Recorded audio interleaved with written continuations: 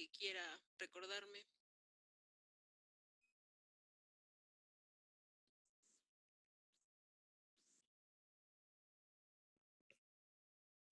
¿No? ¿Ya no se acuerda? ¿Lo olvidaron en este puente? Yo tengo que hasta el uso de los estándares. Ok, sí, nos quedamos justamente en el uso de los estándares y el día de hoy vamos a revisar justamente cómo es el análisis de datos. Vamos a hablar de un método que ustedes ya conocen, que es la curva de calibración, y que lo van a utilizar en el laboratorio también, en algunas prácticas. Entonces vamos a retomar en qué consiste ese método de cuantificación, cómo hacer el análisis de una curva de calibración, y también, si nos da tiempo, pensando que solo son 2 horas, comenzaríamos con la parte teórica de absorción atómica. Entonces vamos a comenzar con la clase del día de hoy, chicos. Me dicen cuando ya vean mi pantalla. Ya. Ya se ve. Ya se ve, profesora. ¿Listo? Bueno, entonces vamos a comenzar.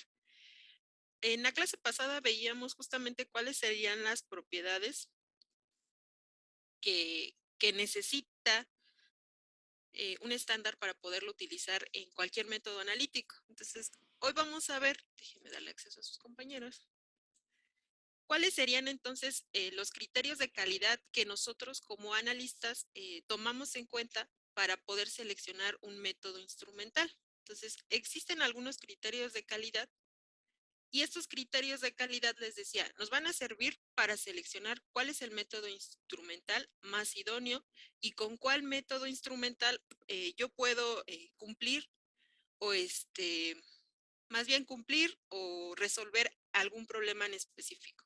Veíamos la semana pasada que nuestro objetivo en la química analítica o en el análisis instrumental siempre va a ser cumplir un objetivo o solucionar un problema ya sea social o ya sea económico. Entonces, en base a estos criterios de calidad, nosotros vamos a seleccionar un método instrumental. ¿Y cuáles son esos criterios de calidad? Básicamente son los que ustedes observan en la pantalla, que son la precisión, el sesgo o exactitud, algunos lo conocen como exactitud, la sensibilidad, el límite de detección, también está englobado el límite de cuantificación, el intervalo de concentraciones y la selectividad. Ustedes en los métodos de cuantificación seguramente van a preparar un método que es el de curva de calibración. Y en la curva de calibración, si ustedes recuerdan, utilizábamos un intervalo de concentraciones. Y en el caso de la espectrofotometría, veíamos que a cierto intervalo de concentraciones, ese método o esa curva de calibración tenía un comportamiento lineal. Sin embargo, a ciertas concentraciones o a concentraciones ya más elevadas, ¿qué pasaba? Se perdía esa linealidad y observábamos lo que ustedes ven en esta pantalla. Ven. Vamos a tener criterios de calidad, como les decía, el límite de cuantificación y límite de detección. ¿A qué me refiero con estos límites? En el caso del límite de detección, va a ser la cantidad más pequeña que nosotros vamos a poder determinar, ya sea con un método instrumental o con un método de cuantificación. Entonces, ¿cuál es la cantidad más pequeña que, por ejemplo, mi curva de calibración, si yo realizo una curva de calibración utilizando un espectrofotómetro, me permite detectar? Obviamente que esa cantidad yo a lo mejor la puedo ver, pero no puedo hacer una cuantificación ni precisa ni exacta. Y ahorita vamos a definir qué es eso de preciso y exacto. Y vamos a tener también el límite de cuantificación. Esta también va a ser la cantidad más pequeña que yo puedo determinar, sin embargo va a ser la cantidad que yo de manera precisa y exacta puedo determinar de un analito o de varios analitos en especial. Y en el intervalo de concentraciones, les decía, vamos a tener un intervalo donde ese analito se va a comportar de una manera lineal. Entonces, estos criterios de selección de métodos analíticos los vamos a evaluar con ciertos parámetros de calidad o ciertos parámetros estadísticos. Por ejemplo, la precisión, que este parámetro te evalúa qué tan dispersos o qué tanta variabilidad hay entre sus datos o entre el dato más cercano o dato más verdadero. ¿Y cómo vamos a evaluar esa dispersión? Bueno, vamos a calcular justamente la desviación estándar ya sea la absoluta, la relativa o el coeficiente de variación. ¿Por qué? Porque estos datos nos hablan de qué tanta dispersión existe en mis datos, les digo, en una muestra, por ejemplo, o qué tanta dispersión existe a lo mejor en la preparación de una curva de calibración. Y el sesgo, que sería la exactitud, este sesgo lo que nos va a evaluar es qué tan alejados estamos del valor verdadero. Entonces, ¿cómo vamos a evaluar ese criterio?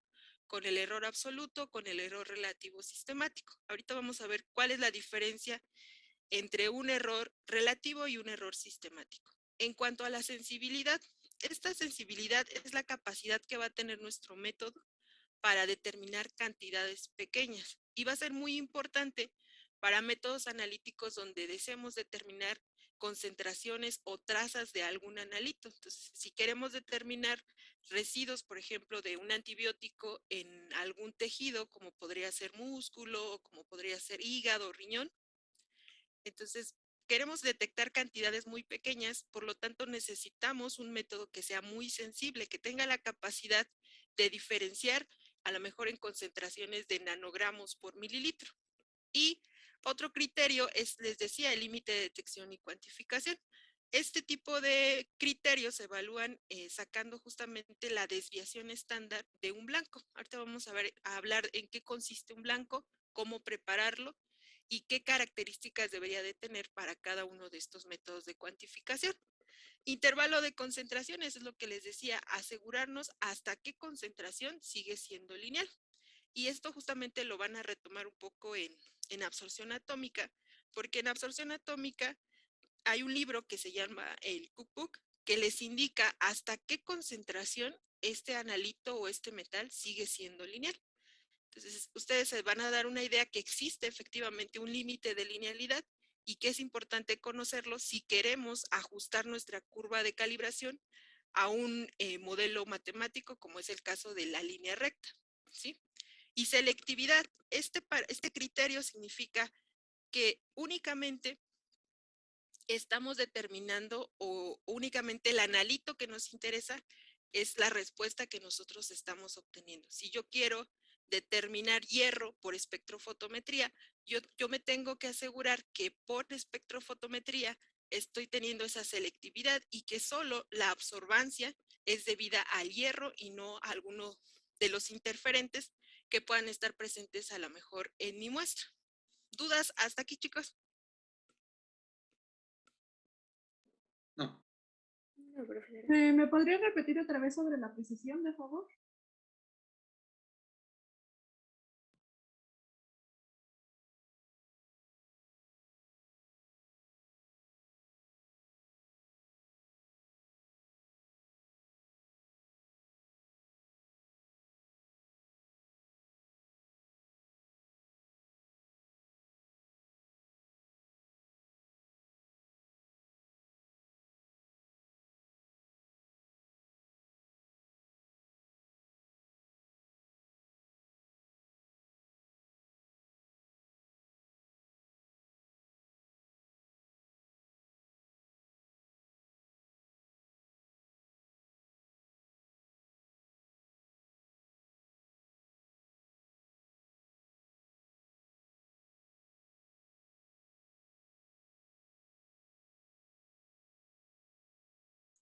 ¿Ya me escuchan, chicos? Ya, Ya, profesora. Bueno, creo que nos vamos a tener que acostumbrar a estas fallas de internet. Ya estoy viendo la posibilidad de cambiar de compañía porque cada día está peor esta conexión. Pero bueno, ¿hasta dónde me escucharon, chicos? ¿O hasta dónde me perdí? una compañera le preguntó que si podía repetir lo de la precisión. Ah, ok. Ujú. Sí, de hecho eso es justamente lo que vamos a ver en la siguiente diapositiva.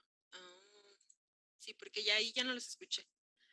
Entonces, vamos a hablar justamente de qué es la precisión y qué es la exactitud. Les decía, esos son criterios de...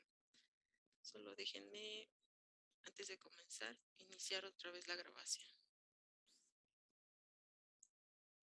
Listo. Disculpe, profesor. Ujú.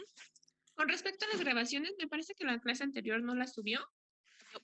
No, No sé si todavía podría no la subirlas, subo. por favor. Sí, no se Gracias. preocupe. Yo la subo en esta semana. Es que estaba revisando que esa grabación también se cortó mucho por la situación de la conexión, pero bueno, yo la voy a subir así como, tal cual como se grabó, ¿sí?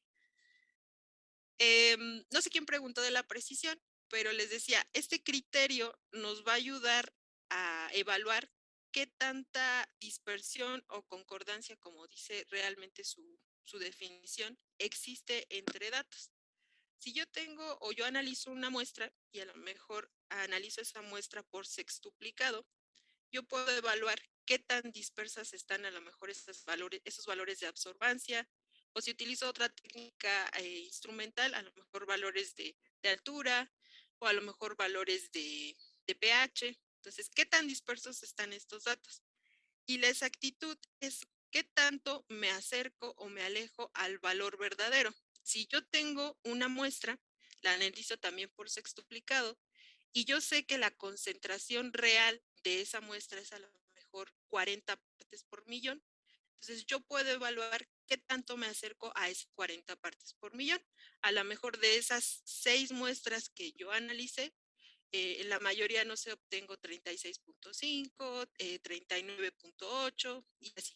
Entonces yo puedo evaluar qué tanto me estoy alejando de esa concentración real. En este caso, 40 partes por millón, ¿sí? Y me gusta representar un poco estos dos conceptos con estas imágenes, con los arcos y con el tiro al blanco. Este punto rojo lo vamos a tomar como el valor verdadero o el valor de mi analito.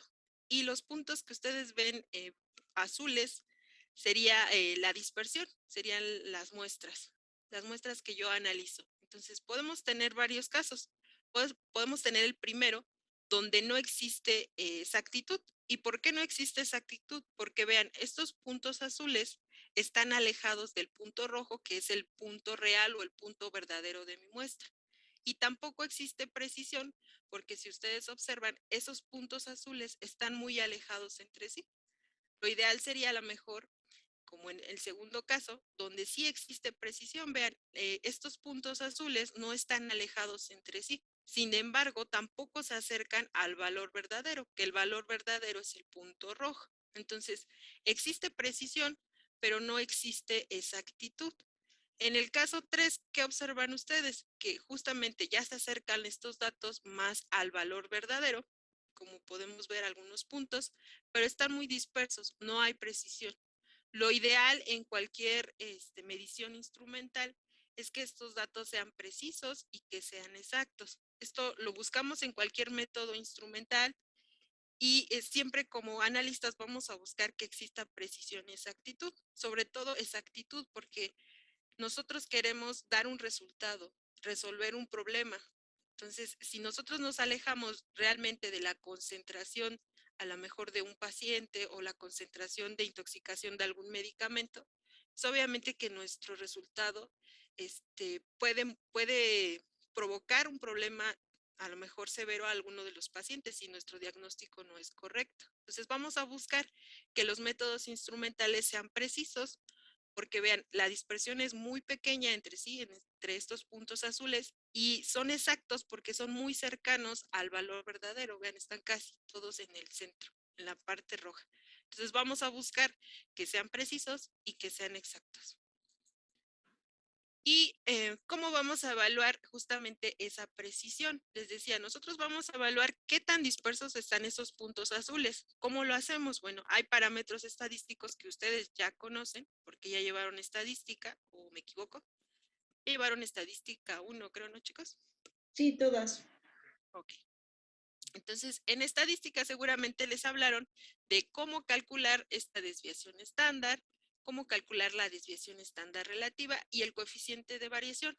¿Qué vamos a hacer? Bueno, para el caso de la precisión, es importante evaluarlo con el coeficiente de variación porque vean, englobamos justamente la desviación estándar de esos datos y englobamos también el valor promedio de mis datos. Entonces, si yo quiero conocer la precisión en la medición de una muestra, yo puedo calcular el coeficiente de variación. Si yo quiero calcular la precisión, a lo mejor en la que en la que preparé mi curva de calibración, también puedo calcular el coeficiente de variación. y es justo lo que les vamos a enseñar el día de hoy, es lo que vamos a ver en la clase. Entonces, para evaluar la precisión, nos vamos a auxiliar de estos parámetros, el coeficiente de variación, y hay ya guías o normas que nos indican cuál es el coeficiente de variación aceptable dependiendo del método analítico. Entonces, podemos tener métodos analíticos para métodos microbiológicos, para métodos químicos o a lo mejor para métodos productos en muestras biológicas, que generalmente esos métodos se conocen como métodos bioanalíticos, o a lo mejor para determinar residuos de algún medicamento o de alguna sustancia. Entonces, cada uno de estos métodos tienen sus coeficientes de variación de aceptación. Por ejemplo, los microbiológicos, que ustedes como BQD saben que implica una mayor variabilidad a lo mejor en el procesamiento de las muestras, estos coeficientes de variación generalmente son del 5%. Pero si nos vamos a métodos químicos, donde estamos analizando a lo mejor medicamentos o alguna sustancia en concreto, ese coeficiente de variación para decir que existe precisión no tiene que ser mayor al 2%. Y, por ejemplo, para métodos bioanalíticos, donde implicamos muestras biológicas, sustancias a lo mejor endógenas, esos coeficientes de variación se elevan mucho más, porque obviamente cuando estamos hablando de muestras biológicas, esa variación puede aumentar, porque va a depender mucho a lo mejor de individuos, de cada individuo de donde se toma la muestra. Entonces, esos coeficientes de variación se elevan hasta un 15%. Y si hablamos ya de métodos donde estamos determinando cantidades o residuos de un fármaco, nos vamos a lo mejor a coeficientes de variación del 20 o del 25%. Entonces, vean, evaluar la precisión también va a depender mucho de qué método analítico, cuál es el objetivo que yo quiero cumplir, para qué quiero ese método analítico. Entonces, nos vamos a auxiliar de estos parámetros estadísticos. Y de la exactitud, les decía, generalmente la exactitud la vamos a conocer como sesgo también, y es básicamente el sesgo lo vamos a evaluar haciendo una diferencia. Esa diferencia sería la media de la población de la concentración de un analito en una muestra menos la concentración verdadera, es la concentración real. Entonces, yo sé qué concentración debería esperar a lo mejor en mi analito. Yo hago esa diferencia de la concentración media que yo calculé menos la concentración que yo esperaría obtener, y ese sería mi sesgo.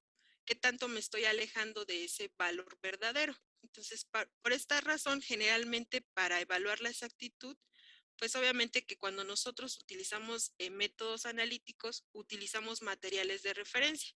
Mencionábamos un poco la clase pasada, que para preparar a lo mejor, para evaluar la calibración de algún instrumento, generalmente se utilizan materiales de referencia. Materiales donde conocemos con exactitud la pureza y las indicaciones de cada uno de estos estándares. Veíamos otro criterio de calidad de los métodos instrumentales y mencionaba un poco del error aleatorio y el error sistemático. Este error generalmente lo vamos a conocer como una diferencia que va a existir entre el valor que nosotros estamos midiendo y el valor real. Y existen generalmente dos tipos de errores. Los aleatorios generalmente se generan cuando nosotros por ejemplo, cuando estamos haciendo un diseño de experimentos o estamos planteando cómo vamos a analizar ciertas muestras, generalmente, o cuando hacemos un estudio, imaginemos con ratas, tenemos sujetos de experimentación. ¿Y qué hacemos? Pues generalmente creamos grupos de trabajo, grupo control, grupo al que le administramos, no sé, cierto fármaco, a lo mejor al otro grupo hacemos una combinación. ¿Y cómo evitamos estos errores aleatorios? Pues los evitamos a lo mejor al administrar al azar, al tomar muestras también al azar. Tenemos otro tipo de errores como los sistemáticos. Este tipo de errores se pueden minimizar justamente cuando nosotros estamos diseñando nuestra investigación y de alguna manera vamos seleccionando a qué individuos vamos a incluir en nuestra investigación. A lo mejor vamos seleccionando a una población, a un grupo en específico. Y ¿Por qué son importantes estos errores sistemáticos? Porque justamente van a influir en nuestra determinación o en nuestras cuantificaciones. Entonces, en los errores sistemáticos podemos tener también otras clasificaciones. Podemos tener errores instrumentales, que obviamente estos errores instrumentales vamos a tratar de eliminarlos. ¿Cómo? Calibrando el instrumento, tenerlo en óptimas condiciones. Cada instrumento debe tener un mantenimiento. Generalmente el mantenimiento es cada año. Entonces, los técnicos se encargan justamente de llevar sus estándares de calibración y asegurarse que el instrumento está funcionando adecuadamente. Entonces, de alguna manera, estos errores sistemáticos los eliminamos si nosotros continuamente nos aseguramos de que el instrumento que estamos utilizando está calibrado. Ustedes veían hace un momento la técnica de absorción atómica, los que llevan laboratorio el día de hoy. Bueno, estos instrumentos también se tienen que calibrar. Hay que asegurarnos a lo mejor de la intensidad de la lámpara, calibrar a lo mejor el software que se está utilizando. Y tenemos otro tipo de errores sistemáticos, como son los errores personales, errores que a lo mejor nosotros podemos cometer al momento de manipular el material volumétrico, al momento de llevar un volumen de aforo, al momento de utilizar adecuadamente las pipetas volumétricas. Y tenemos otro tipo de errores, a lo mejor errores en el método. Entonces, ¿qué hacemos con los errores en el método? Pues lo único que podemos hacer es auxiliarnos de estándares, les decía estándares primarios, donde ustedes conozcan exactamente cuál es la pureza, son estándares de referencia, y con esto podemos minimizar ese tipo de errores sistemáticos. Estos errores aleatorios, en el caso de los errores aleatorios, podemos afectar al criterio de calidad del método instrumental, que sería afectar a la exactitud. O sea, podemos afectar qué tanto se va a acercar mi valor experimental con mi valor real. Y si nosotros incidimos en cometer a lo mejor errores sistemáticos, ya sean errores instrumentales, ya sean errores de método o errores de otro índole, pues ¿qué podemos hacer? Afectar la precisión. Y se los pongo así, chicos. Si esta precisión o esta variabilidad de datos se puede dar muchas veces el material volumétrico. Entonces, imagínense, están preparando una curva de calibración y a lo mejor el analista no recuerda con exactitud cómo utilizar una pipeta volumétrica de doble aforo. Entonces, ¿ustedes recuerdan cómo utilizar una de doble aforo? ¿Qué características tienen estas pipetas volumétricas?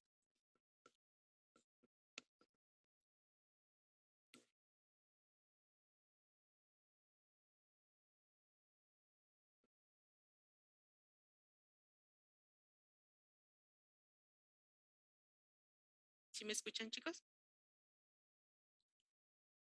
Sí, Ok. ¿Qué características tienen las pipetas volumétricas de doble aforo? ¿Alguien las recuerda?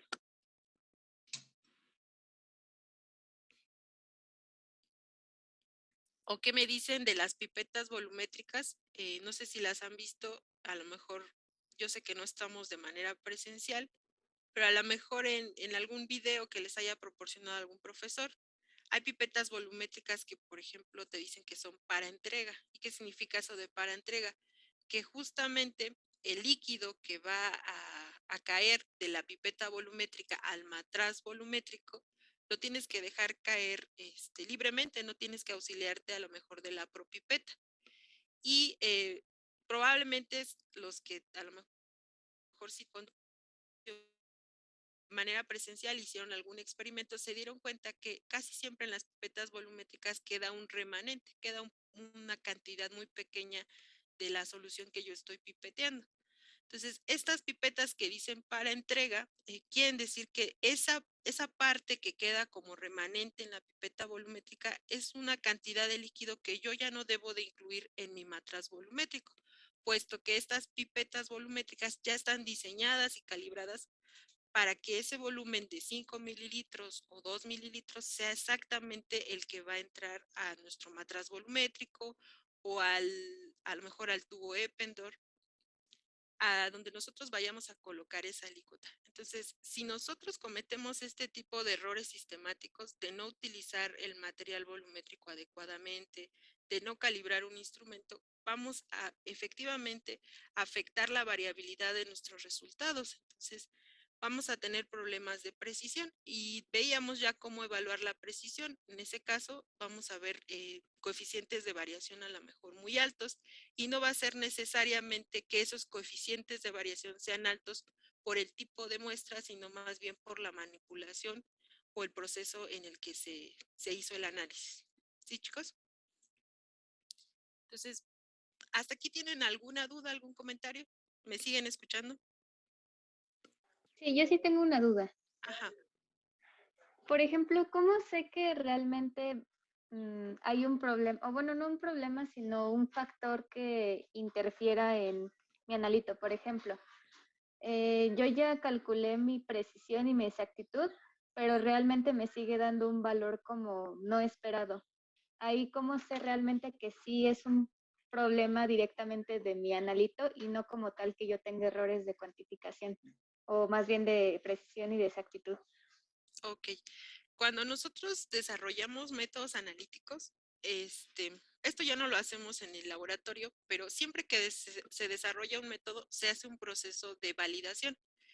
Y a este proceso de validación, no es más que darle la confiabilidad y asegurarnos que el método o el proceso que yo estoy utilizando para analizar la muestra siempre me va a dar los mismos resultados. Y que justamente lo que tú me dices, bueno, ¿cómo me aseguro que ahora el resultado que yo estoy obteniendo no es necesariamente por cómo lo estoy haciendo, sino por el analito? Entonces, hacemos un proceso de validación y eso se conoce como validación de métodos analíticos.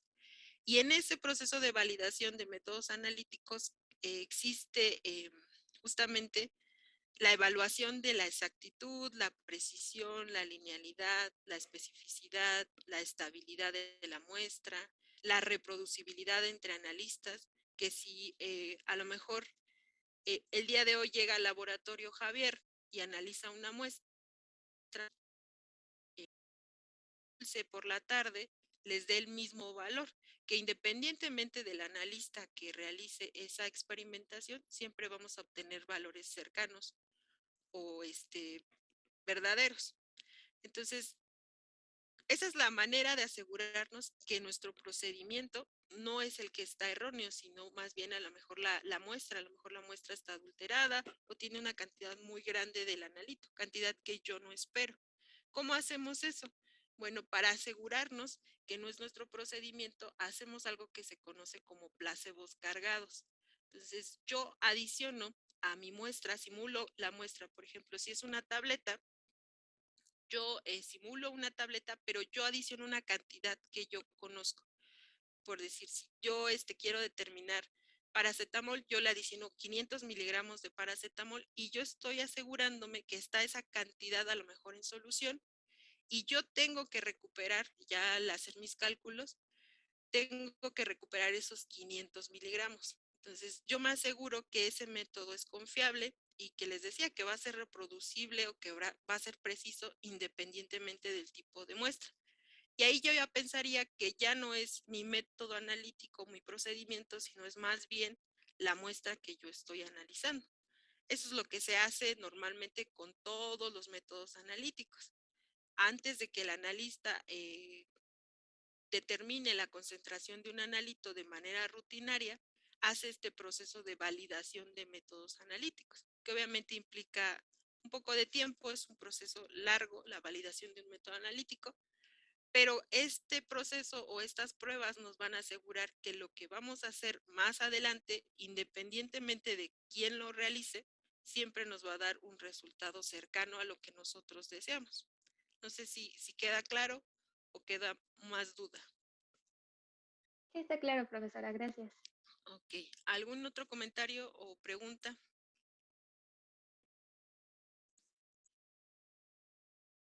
Bueno, yo le quería preguntar si de casualidad tenía por ahí alguna imagen de la pipeta que nos habló, porque Sí, como que las busqué en internet, pero déjenme, no supe identificar cuál era.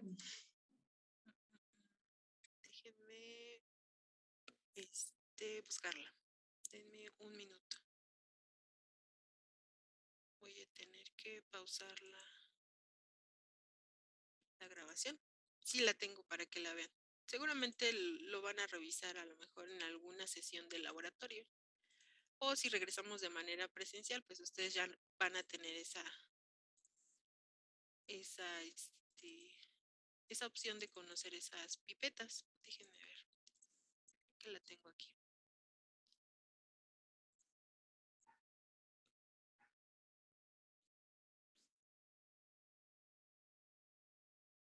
Aquí está. Me dicen si ya lo ven en la pantalla. ¿Está?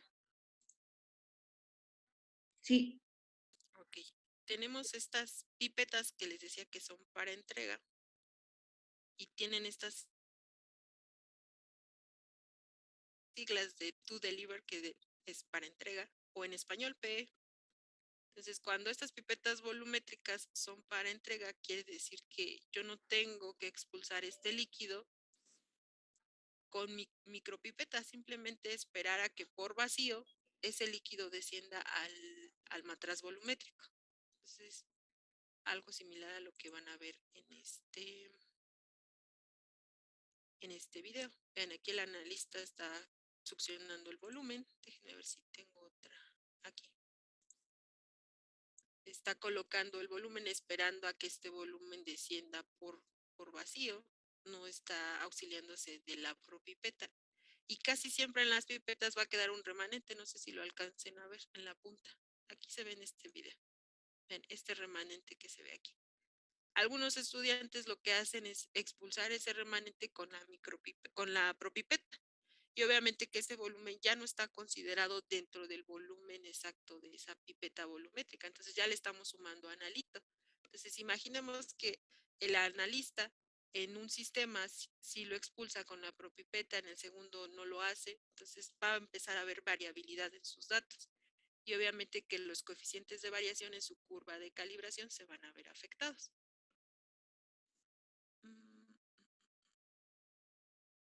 Ok, sí, no te preocupes, Alma. Aquí se ve lo del el remanente, vean. En algunas pipetas es como más marcado. Y aquí en la segunda, podemos ver las pipetas volumétricas de doble aforo. Vean, en la parte superior hay una línea. Entonces, más adelante o más arriba hay otra línea donde te indica el límite del volumen o el volumen de aforo de la pipeta volumétrica. Entonces, estas pipetas volumétricas de doble aforo, yo empiezo a descender el líquido y hasta donde llega esta línea, que es donde marca el volumen, hasta aquí yo tengo que colocar ese líquido en el matraz volumétrico. Entonces, a veces también pasa que el analista no respeta esta línea de aforo y entonces deja caer más líquido. Entonces, por lo tanto, va mayor cantidad del analito en ese sistema. Si yo hice mis cálculos para que en ese sistema tenga 10 partes por millón, pues probablemente voy a tener 11 o 12 partes por millón. Y eso ya va a provocar una variabilidad en mis datos. ¿Sí? ¿Sí queda más claro esto de las pipetas? sí, gracias. Entonces, déjenme regresarme a... Estaba.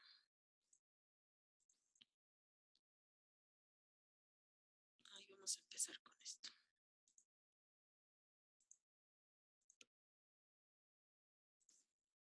¿Ya ven mi pantalla, chicos? No, profesora. No, Okay. Ahí. Ya, profesora. Ya, profesora. Ok. Vamos a entonces a retomar un método de cuantificación que ustedes ya conocen. Y entonces me van a ayudar a recordarlo porque ustedes ya lo revisaron en la química analítica aplicada. Es un método muy sencillo, de los métodos más fáciles de realizar, más rápido también, porque aparte de una curva de calibración yo puedo analizar muchas muestras. Obviamente si estas muestras son muestras sencillas. Entonces, en esta asignatura en particular vamos a ver varios métodos de cuantificación. Estos son algunos de ellos, como son las curvas de calibración, las curvas de adición patrón, curvas de valoración y el método de estándar interno. En el caso de las curvas de calibración o curvas de adición patrón, podemos tener dos tipos, las directas o indirectas. ¿Y a qué me refiero? Así el analito nos va a brindar la propiedad que nosotros medimos con el instrumento. Y existen también curvas de calibración con dilución o sin dilución. Ahorita vamos a ver ejemplos de este tipo de curvas. Entonces, les decía, son curvas de calibración que pueden ser directas o indirectas si el analito nos da respuesta. Directas, si por ejemplo estamos determinando azul de timol, que es un que dependiendo obviamente del medio químico, si lo tenemos en medio alcalino, presenta una coloración azul. Entonces, si nosotros leemos esa solución en un espectrofotómetro en la región del visible, vamos a tener un valor de absorbancia, puesto que tiene una coloración. Entonces, al obtener ese valor de absorbancia, nosotros estamos obteniendo esta propiedad de manera directa. Pero podemos encontrar analitos que a lo mejor en la región del visible no nos brinden esa propiedad. Y entonces podemos tener analitos que no presentan coloración y por lo tanto que en la región del visible no vamos a tener valores de absorbancia o que a lo mejor esos valores de absorbancia van a ser muy pequeños. Entonces, en esos casos podemos tener curvas de calibración indirectas. ¿Por qué? Porque el analito no nos proporciona esa respuesta analítica. Sin embargo, como buenos bioquímicos, ¿qué vamos a hacer? Bueno, vamos a generar una reacción química que nos permita generar un color. Entonces podemos formar a lo mejor un complejo, un producto que sea colorido y leerlo en la región del visible, o el reactivo que yo adicione me puede dar esa propiedad. Entonces, antes tenían una práctica, ahorita creo que ya no la van a hacer, pero antes determinaban ácido ascórbico. El ácido ascórbico en solución no presenta color. Sin embargo, como tenemos espectrofotómetros que están un poco limitados en cuanto al intervalo de longitudes de onda, pues generalmente hacían la medición en la región del visible. Pero si no presenta coloración, ¿cómo mido en esa región? Bueno, yo hacía una reacción química y adicionaban, activo tenía una coloración en específico. Y a medida que iba reaccionando con el ácido ascórbico, nos iba generando una respuesta analítica.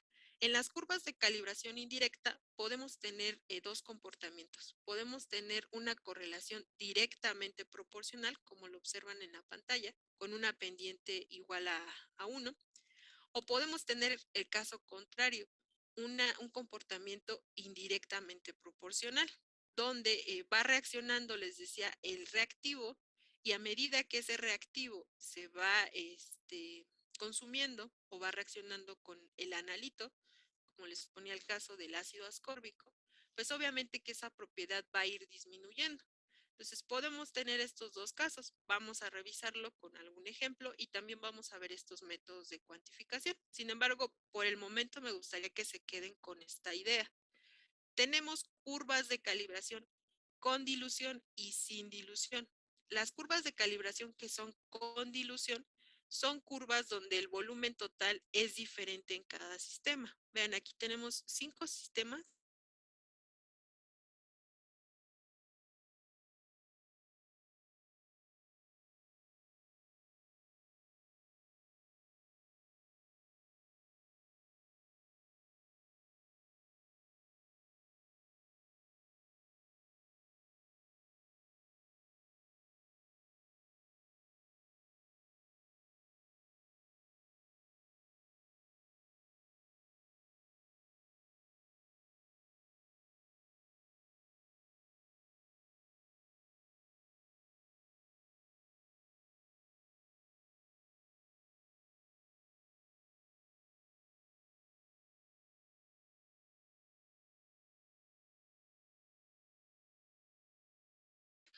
Hola, hola.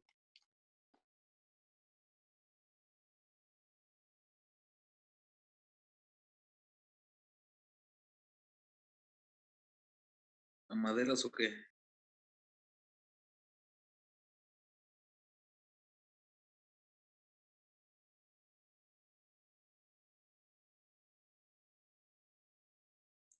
¿Ya me escuchan, chicos? Sí, profesora. qué nos quedamos? Ya no sé, solo ¿qué nos Solo comenzó a quedamos? hablar de las que los que tienen ilusión. Perdón, de los que tienen ilusión. Ok, entonces ya hablamos de estas curvas de calibración con dilución. Ok. Hasta ahí nos quedamos. Entonces les decía, hay dos tipos de curvas de calibración, las que son con dilución y sin dilución. Y obviamente que cada curva va a tener su tratamiento matemático. A cada curva la vamos a analizar de diferente forma. En algunas, como la que tiene con dilución, tenemos que considerar ese efecto de la dilución. Y generalmente estas de condilución también se utilizan mucho con las valoraciones, las curvas de valoración con dilución. Entonces, justamente en su segundo, ustedes van a hacer una curva de adición patrón con dilución y sin dilución, porque también podemos tener curvas de adición patrón con estas dos opciones. Y también podemos tener curvas de adición patrón directas o indirectas. Podemos hacer curvas de adición patrón donde el analito tampoco nos proporciona esa propiedad. Entonces, quiero que se queden con esa clasificación. Las que van a utilizar ahorita para zinc son curvas de calibración sin dilución porque el volumen de aforo es el mismo en todos los sistemas. Entonces, lo primero que tienen que hacer ustedes para saber cómo resolver el ejercicio es identificar, ¿es una curva de calibración directa o indirecta? ¿Es una curva con o sin dilución? Y esto lo observan simplemente viendo la tabla, viendo la información que les proporciona el profesor. Y dependiendo de eso, pues comienzan con la solución del problema. La curva de calibración directa, sin dilución, que es un método que nos permite analizar analitos, pero con mezclas sencillas. Díganme ustedes, ¿qué analito es el que ustedes determinaron en la química analítica aplicada?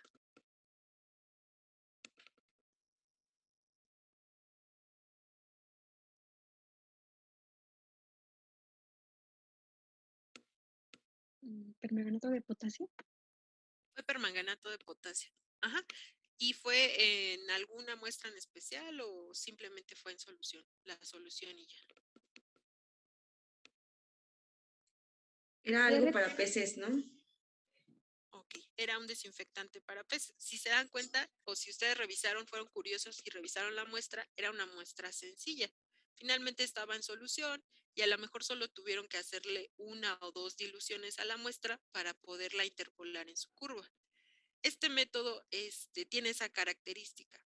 Yo puedo hacer una curva de calibración y puedo interpolar la propiedad de mi muestra o de varias muestras. Entonces, si a lo mejor tengo desinfectantes de otra marca, yo puedo utilizar la misma curva de calibración. Pero si mi muestra se empieza a hacer más compleja, yo ya quiero determinar a lo mejor un analito en una muestra biológica o en algún medicamento. Entonces, probablemente ya las sustancias o los interferentes que acompañan a mi muestra me van a afectar en mi respuesta analítica. Y entonces ya me tengo que auxiliar de otros métodos de cuantificación, como es el caso de las curvas de adición patrón.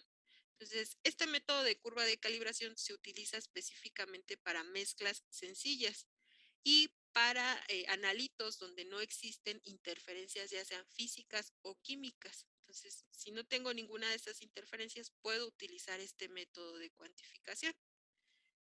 Y en general, ¿qué vamos a hacer? Bueno, vamos a graficar o vamos a hacer una curva de calibración con ciertos puntos. Vamos a ver entonces cómo hacerla. Para preparar una curva de calibración directa sin dilución, vamos a preparar por lo menos 5 sistemas. Se recomiendan que sean mínimo 5 sistemas. Lo ideal a lo mejor sean 6 o 7 sistemas por si alguno de los puntos de mi curva de calibración se desvía o pierde la linealidad, bueno, puedo descartar ese punto. Entonces, lo ideal es que sean 5 sistemas como mínimo, que sean concentraciones que van aumentando de manera proporcional y que el volumen de aforo, si estamos hablando de una curva de calibración sin dilución, sea el mismo volumen para cada sistema. Entonces, vean, vamos a preparar una solución stock, algunos la conocen como solución patrón, Y esta solución patrón la vamos a preparar a partir de un estándar. Del estándar que conocemos, bueno, conocemos su pureza, conocemos sus propiedades físico-químicas, si es soluble en metanol, si es soluble en etanol, en algún ácido, o a lo mejor es susceptible a algún medio químico. Entonces, conocemos todas esas propiedades físico-químicas y previamente ya conocemos la pureza para poder establecer qué cantidad voy a pesar de este estándar. Entonces, podemos preparar a lo mejor una curva de calibración para cuantificar calcio, para cuantificar zinc, una curva de calibración para cuantificar ácido ascórbico, si quisiéramos medirlo a lo mejor en la región del ultravioleta. Podemos hacer la cuantificación de algún otro analito como el azul de timol. Entonces tenemos que preparar una solución stock. Esta solución stock obviamente va a estar más concentrada y en medida que yo vaya aumentando estas alícuotas, pues voy a ir formando mis sistemas. Les decía, son 5 sistemas y vean, este volumen de la solución stock va aumentando de manera proporcional. No siempre va a comenzar en 1, 2, 3, 4, 5 y no siempre en una curva de calibración vamos a utilizar pipetas volumétricas. A veces podemos utilizar micropipetas, sobre todo cuando queremos preparar curvas de calibración con concentraciones muy pequeñas. Entonces, a veces nos auxiliamos de la micropipeta y es más fácil. Entonces, a lo mejor si nos auxiliamos de la micropipeta, aquí son 100 o 200 microlitros, 300 microlitros. Y hay pipetas volumétricas que van desde el 1 hasta los 10 mililitros. Tenemos pipetas de 7, de 9 mililitros. No es muy común utilizarlas o encontrarlas a lo mejor en el laboratorio en campo 1, pero sí existen. O a lo mejor pipetas volumétricas de 15 mililitros. Obviamente que siempre tenemos que buscar que nuestra curva de calibración tenga concentraciones que van crecientes y que sean concentraciones equidistantes. Y les decía, si es una curva de calibración directa sin dilución, bueno, esos volúmenes de aforo siempre van a ser los mismos. Entonces, para preparar una curva de calibración pueden ser desde 10 mililitros. Hay incluso matraces volumétricos que son de 1 mililitro, de 5 mililitros. Obviamente que la cantidad que yo preparo de cada uno de estos sistemas también depende de la técnica instrumental que yo vaya a utilizar. Por ejemplo, para espectrofotometría, las celdas que utilizamos generalmente son celdas espectrofotométricas de 3 mililitros. Entonces, no necesitamos preparar una mayor cantidad de mi solución estándar o de cada sistema, porque con 10 mililitros es suficiente para poderlo colocar en la celda. Sin embargo, si estamos utilizando técnicas como la absorción atómica, donde generalmente lo que hacemos es colocar el matraz volumétrico, introducir el capilar, entonces comienza a succionar esta solución y a veces es necesario más de 10 mililitros. Entonces, por ejemplo, para esa técnica se les sugiere a los estudiantes que utilicen matraces volumétricos de 25 mililitros para tener una mayor cantidad de este sistema, ¿sí? ¿Y qué otra peculiaridad tiene la curva de calibración directa sin dilución? Que de manera independiente nosotros vamos a preparar una muestra problema. Esa muestra problema probablemente le vamos a tener que hacer varias diluciones para que esta concentración final entre dentro del intervalo de concentraciones de mi curva de calibración. Si mi curva de calibración va de 10 partes por millón a 60 partes por millón, yo esperaría que esta muestra problema esté en la parte intermedia. De lo mejor esa concentración final de muestra sea de 30 partes por millón. Fiabilidad para que yo pueda interpolar ese valor de absorbancia si se mide por espectrofotometría y tenga mayor confiabilidad en mi resultado. Y ven, esto es como se vería realmente la preparación de nuestros sistemas. Vamos a tener que preparar siempre una solución blanco. ¿Y cómo preparamos una solución blanco, chicos? ¿Qué lleva una solución blanco? Lleva todos los elementos de la disolución, excepto el que se quiere analizar. Exactamente, todos los posibles analitos o soluciones que van incluidas, menos el analito que nos va a dar la propiedad. Entonces, si mi curva de calibración lleva como analito azul de timol y yo adiciono un medio químico como hidróxido de sodio y aforo con agua, entonces mi blanco, ¿qué llevaría?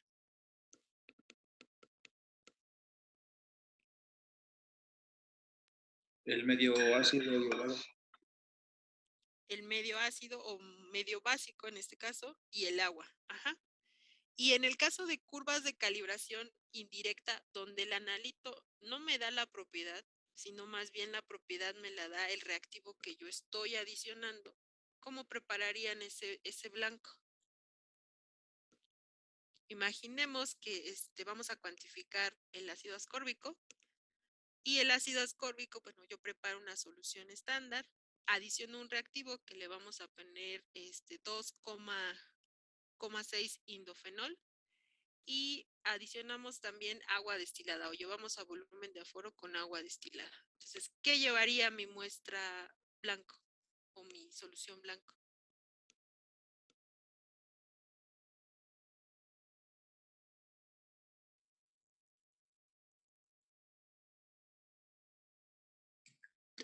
Todo menos el reactivo, incluido el ácido ascórbico.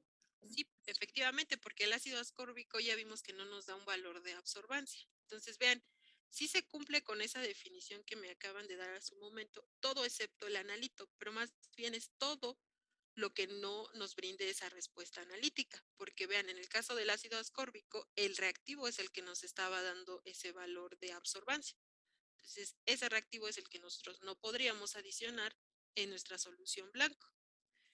Y vamos a tener en una curva de calibración, les decía, un sistema blanco con el que vamos a ajustar a cero, 5 sistemas o 6 sistemas, y nuestra muestra problema. Esa muestra problema casi siempre les decía va a estar en la parte intermedia para que podamos interpolar esta propiedad.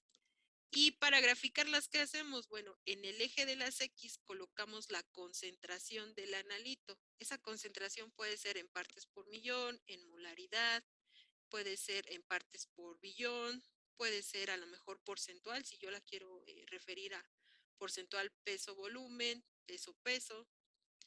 Y qué propiedad en el eje de las Y vamos a tener la propiedad, que en este caso para métodos espectroscópicos va a ser un valor de absorbancia.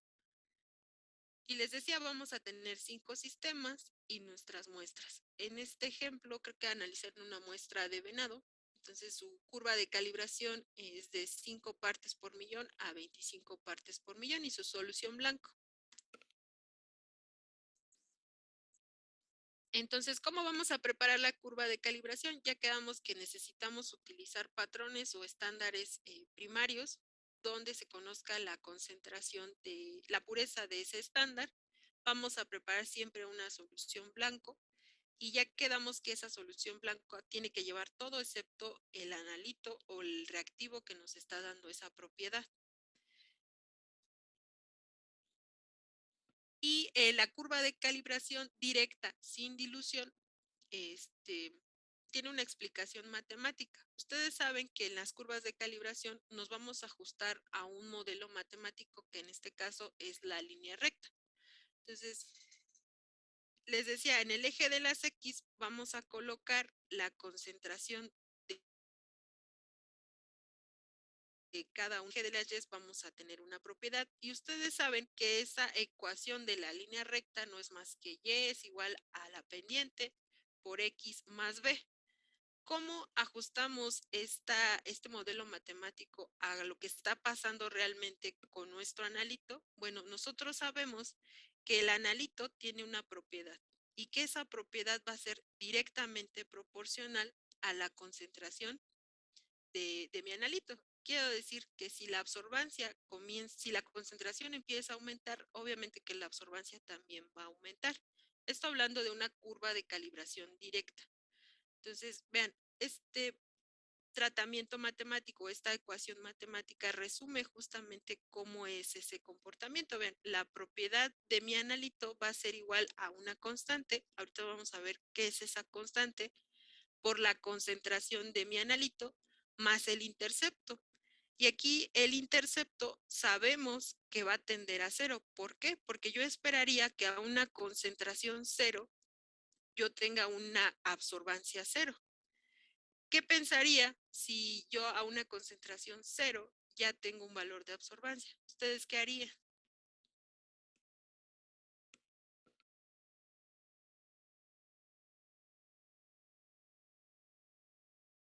Pues intuir que hay algún error sistemático o algo así. Un error sistemático. ¿Qué creen que pudo pasar? A lo mejor en la preparación de qué pudieron fallar como para que ya les esté dando respuesta de entrada al sistema cero. Agregar el analito. Ajá, desde la preparación del blanco. Vean que el blanco va a ser una parte primordial de su curva de calibración. Si ustedes no conceptualizan bien cómo preparar una solución blanco, ya le van a estar sumando respuesta o sumando valor de absorbancia a su curva de calibración. Y esta curva de calibración pues ya no va a partir de cero. Entonces, realmente va a tener un comportamiento como si hiciéramos una curva de adición patrón. Si ustedes recuerdan de la aplicada, en las curvas de adición patrón, este intercepto ya es diferente de cero. Entonces, vean lo importante de la preparación de una solución blanco. Y aquí esperamos que este intercepto tienda a cero, o sea, lo más cercano a cero. ¿Cómo calculamos entonces la concentración? Ustedes ya saben que tendríamos que despejar estas variables, despejar y menos el intercepto entre la pendiente. Entonces, cuando nosotros obtengamos esta regresión, podemos calcular despejando la concentración de mi analito. ¿Y cómo evalúo que mi curva de calibración realmente se está ajustando a un modelo lineal? Bueno, hay este parámetro que se conoce como coeficiente de determinación, que en pocas palabras es esta R cuadrada. La R cuadrada nos indica qué tanta correlación existe entre mi variable X, que es la concentración, y mi variable Y, que es la propiedad. Lo ideal es que este coeficiente de determinación sea muy cercano a 1. Entonces, pero ustedes saben que de manera experimental eso es casi imposible.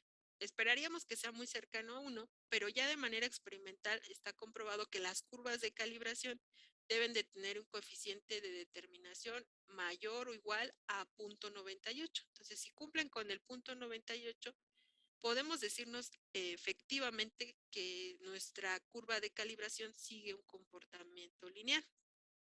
Y para eso nos guiamos o utilizamos ciertos tratamientos estadísticos. Les decimos, obtenemos la regresión lineal o la regresión de mínimos cuadrados.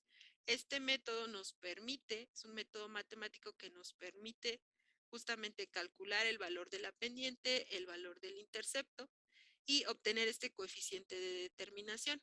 Obviamente que englobando nuestras variables. ¿Cuáles variables? La concentración y la propiedad.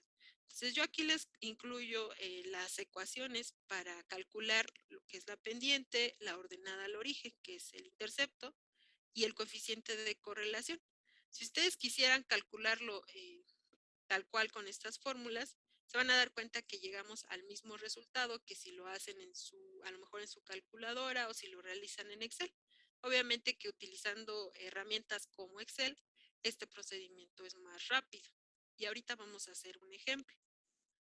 ¿Y qué buscamos? Que esos coeficientes de correlación o de determinación, les decía, sean lo más cercanos a 1, para poder realmente asegurarnos que el modelo matemático que va a explicar el comportamiento de esas dos variables es un modelo que sigue un comportamiento de una línea recta. Y aquí les pongo algunos ejemplos. ¿Qué pasa cuando ese coeficiente de correlación tiene un valor positivo, un valor negativo? Porque vimos que podemos tener curvas de calibración indirectas. Entonces podemos tener pendientes negativas. Y a lo mejor podemos también tener curvas de calibración donde no exista ninguna correlación y ese coeficiente de correlación sea muy pequeño. Entonces ya de entrada, si vemos cuando obtenemos nuestro gráfico de nuestra curva de calibración, que ese coeficiente es menor a 0.98, lo primero que vamos a hacer, si tenemos tiempo, obviamente, en el laboratorio, es repetir la curva de calibración o evaluar cuál de esos puntos está provocando que se desvíe y que no se tenga un comportamiento lineal. Y estas son las fórmulas, son fórmulas bastante largas, de cómo calcular el coeficiente de determinación. Entonces, ustedes podrían hacerlo en una hoja de Excel, colocan su variable Y, que es la absorbancia, su variable X, que es la concentración, obtienen promedios, después hacen la diferencia de esos promedios, elevan al cuadrado y sustituyen en las fórmulas que les comentaba hace un momento. Y si no lo quieren hacer así, pues lo pueden hacer ya con Excel. Con Excel, obviamente, este procedimiento ya es mucho más rápido. Entonces, ahorita vamos a ver un ejemplo de cómo trataríamos una curva de calibración. ¿Hasta aquí tienen alguna duda, chicos? Nos vamos a Excel. No, profesor. Profesora. Okay. Les voy a pasar un archivo por el chat, por si alguno de ustedes quiere seguirme en el ejercicio. Eh, Es, ya está. Déjenme, como estaba abierto, no se los podía compartir.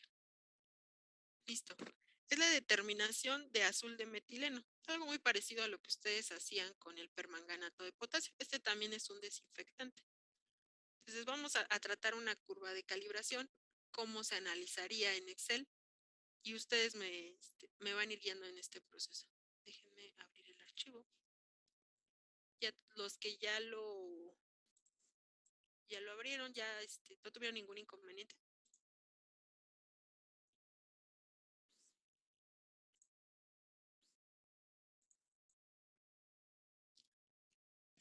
Creo que no. ¿No? Bueno, este es el archivo. ¿Y qué tenemos en este archivo? Vean, es una curva de calibración directa sin dilución. ¿Cuál es el volumen de aforo? Son 25 mililitros. Es sin dilución porque es el mismo volumen para cada sistema. Vamos a partir de una solución stock. En este caso, la solución stock tiene esta concentración. Y el volumen de alícuota, vean, va desde el 1 hasta los 6 mililitros. Entonces, ¿cómo calculamos la concentración de cada sistema, chicos? Que de hecho ya está, pero ¿cómo la calculamos? Vamos a colocar aquí concentración de azul de metileno. Y esta concentración tiene que estar en molaridad, puesto que el stock está en molaridad. Entonces, díganme ustedes cómo la calcularían, cómo calculaban sus concentraciones de cada sistema. Si no mal recuerdo, era el volumen stock más el volumen de aforo sobre el volumen total. Exactamente, el volumen del stock. Pero más que el volumen del stock es la concentración del stock, porque es la que me interesa, ¿no? Concentración del stock por el volumen de alícuota, que en pocas palabras pues va a ser el volumen del stock. Lo voy a resumir así, entre el volumen de aforo, ¿sí? Y el volumen de aforo en este caso son 25 mililitros. Entonces, y aquí para ahorrar tiempo, para ahorrar espacio, les calculé la concentración de cada uno de los sistemas. Simplemente fue multiplicando el volumen de ese stock, que fue 1 mililitro, por la concentración del stock entre los 25 mililitros. Entonces, ustedes pueden corroborar si eso no es la concentración. Vean, aquí ya está la fórmula, ya ustedes lo tienen en el archivo en Excel. Y de esta manera calculamos la concentración de cada uno de nuestros sistemas. Entonces, se lee en la curva de calibración, en este caso en un espectrofotómetro, y se obtienen los valores de absorbancia. Se hace una curva que se conoce como curva por triplicado. Entonces, tienen 3 valores de absorbancia para cada sistema. Y para la muestra, ¿qué hacemos? Bueno, tenemos un desinfectante, tenemos el azul de metileno, y se hacen diluciones. Obviamente que para proponer esas diluciones, yo tengo que conocer la cantidad que tengo de azul de metileno en mi muestra. Y yo tengo que preparar ese sistema o ese último sistema, como es el caso de los 25 mililitros, a una concentración que esté dentro de este intervalo. Lo ideal es que esté entre estas dos concentraciones, la de 1.89 por 10 a la menos 4 y la de 2.53 por 10 a la menos 4. Ok, sí, no se preocupen, yo lo subo al aula. A veces se me olvida, chicos, entonces si me pueden mandar un correo recordándome que tengo que subirlo, lo subo. Entonces, la concentración de la muestra problema tendría que estar en estas dos concentraciones. Entonces, yo tengo que conocer qué cantidad tengo de azul de metileno para proponer las diluciones, ¿sí? Y para que yo al final, en esta concentración, pueda interpolarlo en mi curva de calibración. Entonces, yo me voy al laboratorio, comienzo a medir mi curva de calibración, cada uno de mis sistemas los preparo, tengo cuidados en la preparación con mis pipetas volumétricas, leo toda la curva y al final leo mi muestra problema. Esto también es recomendable que la lean por triplicado. Entonces tengo mis 3 muestras que se prepararon de la misma manera, como lo muestran en la imagen. Y entonces, ¿qué hago después? ¿Cómo obtengo el gráfico, chicos? ¿O qué harían ustedes?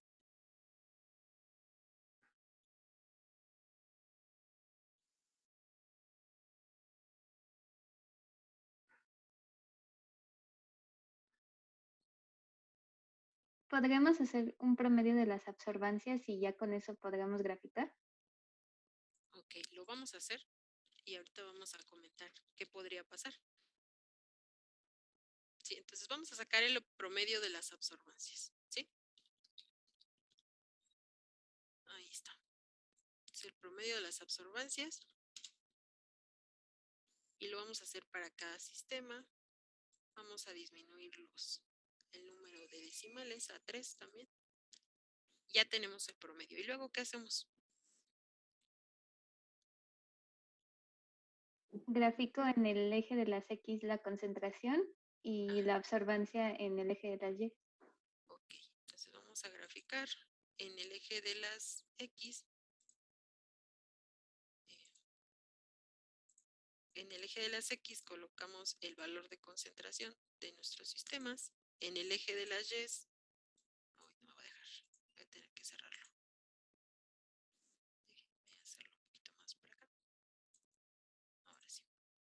Entonces, en el eje de las X, la concentración de mis sistemas. En el eje de las Y, la absorbancia promedio, ¿sí? Creo que me tomo otra cosa. Así.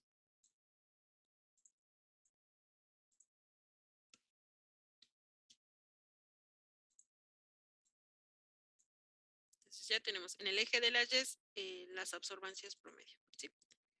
Y ya tenemos nuestro gráfico, nuestra curva de calibración. Entonces, obviamente le vamos a poner nombre a nuestros ejes, eje X, eje Y, y vamos a agregar una línea de tendencia, ¿sí? Vamos a agregar nuestra línea de tendencia, nuestra ecuación de nuestro gráfico y nuestro valor de coeficiente de determinación. Entonces, díganme ustedes, ¿es lineal o no es lineal? Sí, Sí, Es mayor a 0.98, ¿no? Y el intercepto, ¿qué me pueden decir del intercepto?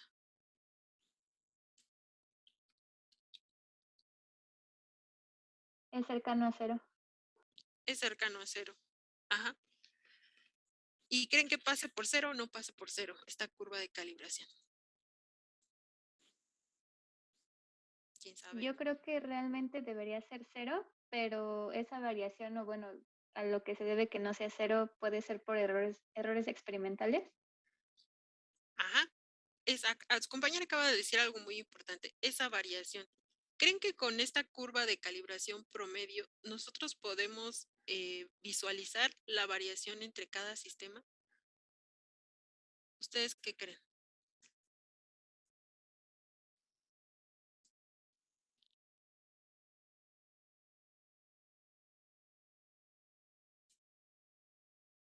¿O qué creen que pase? ¿O qué creen que sea lo correcto? Esta es una opción que ustedes me indican, ¿no? Saco el promedio y gráfico. Pero ustedes pueden ver la variación en cada uno de estos sistemas. Vean que en cada sistema se hicieron mediciones de tres alicuotas, 3 valores de absorbancia. Entonces, ustedes pueden ver la variación en este gráfico de cada concentración o de cada sistema. ¿Lo pueden visualizar? ¿Qué me dicen? no, No, entonces, ¿qué creen que sea lo más conveniente? hacer una para cada una. hacer una para cada una ajá. O sea, como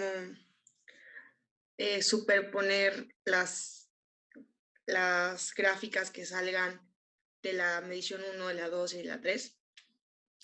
Ajá, ¿o qué sería más rápido? Podríamos hacer lo que dice su compañera y sí, obviamente se verían las 3 gráficas, pero ¿qué otra opción tenemos?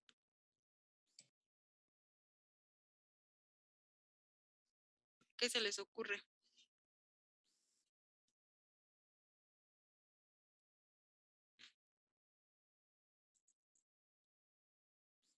Pues graficar todo, ¿no, chicos? Vamos a colocar todos los datos en nuestro gráfico. Miren, ahorita voy a hacer el ejercicio aquí. Vamos a colocar nuestros resultados. Bueno, ahorita me los está redondeando Excel. De alguna manera Excel te pide a veces que acomodes la información de cierta manera para que puedas obtener los gráficos. Esta es una opción de acomodar las concentraciones para que podamos graficar y analizar la curva de calibración. Entonces, ya están los 3, los 6, sí, ya están los 6. Déjenme disminuir los decimales. Ya está. Entonces, vean, voy a colocar la concentración de cada sistema o de cada nivel de concentración con su respectivo valor de absorbancia. Bien, aquí los voy a transponer para más rápido.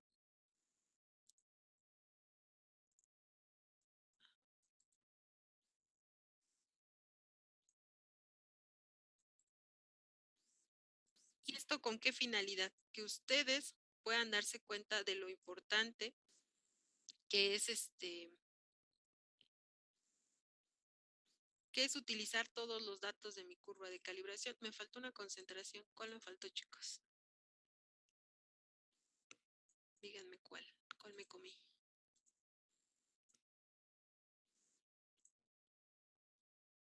La de 5-3. ¿La de cuál? La cuarta, la de 0.00253. Entonces, creo que es aquí, ¿no? Entonces, es esta, ¿no? ¿Esta fue la que me comí? Sí. Muy bien. Entonces, voy a volver a colocar los decimales. Colocar 2.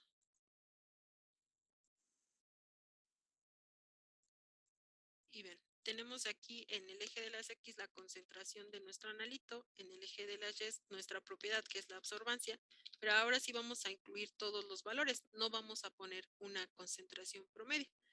Y vamos a ver qué pasa ahora con el gráfico, si obtenemos lo mismo, qué cambia. Entonces vamos a, miren, en automático ya nos hizo el gráfico, pero vamos a cerciorarnos que están los datos. Entonces, en el eje de las X va el valor de concentración, está bien. En el eje de las Y el valor de absorbancia. Y ya tenemos nuestro gráfico, ¿no? Entonces, ¿qué cambió? ¿Qué notan de diferente? Déjenme poner la línea de tendencia. Y ahorita me van a decir si cambia algo, si ven algo diferente. ¿Qué pasa? Entonces, vean. Aquí está el otro gráfico de la concentración promedio. Los voy a hacer un poquito más grandes para que puedan visualizarlos bien. Y díganme ustedes, ¿qué pasa? ¿Tenemos el mismo efecto? ¿Deberíamos de quedarnos con el promedio? ¿Qué observan ustedes?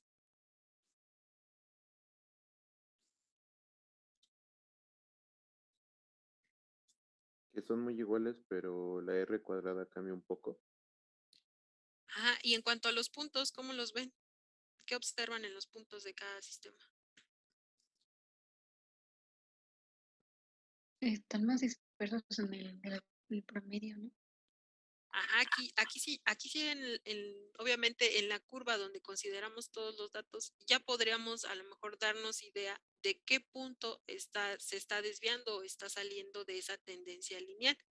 Y por ejemplo, en el sistema número 3, nos podemos dar cuenta que este valor de absorbancia se está desviando ligeramente de esta tendencia lineal. Entonces, ¿cuál sería la ventaja de utilizar todas nuestras mediciones? Que nosotros nos podemos dar cuenta como analistas qué punto está desviando, qué punto está disminuyendo nuestro coeficiente de determinación. Y al darnos cuenta de esos puntos anómalos, nosotros podemos hacer un tratamiento estadístico para descartar o para aceptar ese punto, o simplemente si tenemos tiempo, que sería lo ideal, volver a preparar a lo mejor ese sistema y dar la lectura. Eso sería lo correcto. Entonces, ¿cuál es mi recomendación? Que ustedes no utilicen las absorbancias promedio, que siempre se acostumbren a utilizar todos sus valores de absorbancia para que ustedes tengan la capacidad de detectar cuáles son esos puntos anómalos. Vean, al final van a tener el mismo modelo matemático, obtienen el mismo valor de pendiente y el mismo valor de intercepto. Pero gracias a este gráfico ustedes se pueden dar cuenta de qué puntos se están desviando y qué puntos puedo rechazar o aceptar. Esto sería para el caso de las curvas de calibración. ¿Y qué más podemos hacer en Excel? En Excel hay un programa o un apartado de análisis de datos que nos permite obtener una regresión y nos da los valores de correlación, nos da el coeficiente de determinación. Entonces, vean, es este paquete de Excel. Muchas veces no lo tienen activo, lo pueden activar, eso les puedo mandar el video de cómo activarlo, si no lo tienen en su Excel.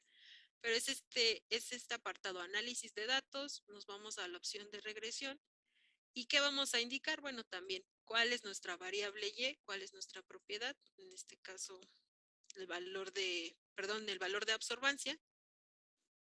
¿Y cuál es nuestra variable X? En este caso, nuestra concentración en molaridad. Y como todo tratamiento o análisis estadístico, siempre tenemos que indicar cuál va a ser el nivel de confianza. Ustedes saben que por default casi siempre es 95% ese nivel de confianza. Entonces, el mismo programa o la misma aplicación ya trae por default ese 95%. Pero si queremos ser más estrictos y modificarlo a lo mejor al 99%, lo podemos hacer. No lo vamos a hacer en este momento.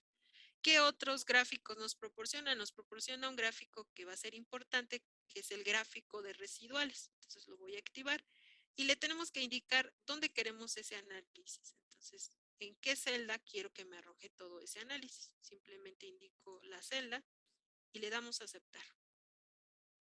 Y vean, en cuestión de segundos ya tenemos un análisis estadístico. Ahora, ¿cómo lo interpretamos o qué de toda esta información que nos está proporcionando nos puede servir a nosotros para hacer un análisis rápido de la curva de calibración? Pues vean, de entrada nos da los coeficientes de correlación y coeficientes de determinación, ambos. Entonces ya tenemos estos dos valores. ¿Qué más nos proporciona? Nos proporciona información que nos puede indicar si realmente nuestra curva de calibración pasa o no pasa por cero. Entonces, en esta información estadística hay un apartado que dice intercepción y otro que dice variable X1. Esto que dice intercepción efectivamente son datos estadísticos del intercepto. Y esto que dice variable X1 son datos que nos van a servir para nuestra pendiente. Entonces, ¿qué datos vamos a retomar? Ahorita por cuestión de tiempo no vamos a detallar todo el análisis, solo lo más importante. Vamos a quedarnos con la parte del intercepto, porque justamente en el intercepto viene un apartado donde dice inferior 95% y superior 95%. Y este intervalo nos define efectivamente si pasa o no pasa por cero. Lo ideal es que si mi curva de calibración pasa por cero, vaya desde un valor a lo mejor negativo hasta un valor positivo. De esta manera yo me estoy asegurando que mi curva de calibración sí está pasando por cero. Hay curvas de calibración donde se van a dar cuenta que no pasa por cero y en esos casos tenemos que repetir la curva de calibración y tener mucho cuidado en la preparación de la solución blanco. Entonces yo les pregunto, ¿esta curva de calibración pasa o no pasa por cero, chicos? Sí. Sí pasa, ¿no? Entonces Entonces, yo sé que esto no lo van a utilizar al menos no en el laboratorio, difícilmente les piden este análisis, pero esta es una manera de que ustedes conozcan, uno, si su curva de calibración pasa por cero, que conozcan la dispersión de sus datos y con el gráfico de residuales se pueden dar idea de cuál nivel de concentración tiene mayor dispersión. En este caso, se van graficando por concentración. Entonces díganme ustedes, ¿en qué nivel de concentración existe mayor dispersión? ¿En el 1, en el 2, en el 3, en el 4, en el 5 o en el 6? En el 5. En el 5. Este es el 5. ¿Creen que los puntos están muy alejados entre sí o están muy cerca? No, yo pienso que es el 3. Es el 3. Sí, el 3. El 3. Entonces, vean, con este gráfico en particular, ustedes pudieran corregir a lo mejor y mejorar su preparación de su curva. Yo identifico que es el sistema 3. Entonces, probablemente voy a revisar mis pipetas volumétricas y ver qué estoy haciendo. A lo mejor en ese momento el analista o puede ser que aforó de más o aforó de menos o no utilizó correctamente la pipeta volumétrica. Y modificando o la preparación de ese sistema 3, porque vean, es el sistema 3, mejor ese coeficiente de determinación. Entonces, con el gráfico de residuales se pueden dar una idea de cómo es esa variabilidad en cada uno de sus sistemas y si existe algún comportamiento o alguna tendencia. Muchas veces, ya de manera experimental, lo que hacen los alumnos es repartirse el trabajo. Entonces dicen, bueno, vamos a preparar la curva.